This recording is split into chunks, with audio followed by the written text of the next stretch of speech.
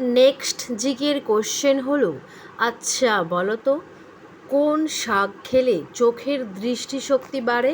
Option A পালং শাক, option B কলমি শাক, অপশান সি লাল শাক, অপশান ডি পাট শাক।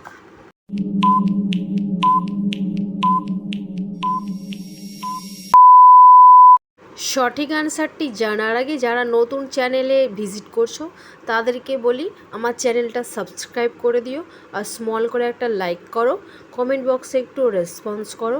আর যারা অলরেডি সাবস্ক্রাইব করে দিয়েছো তাদেরকে আমার তরফ থেকে থ্যাংক ইউ সো মাচ।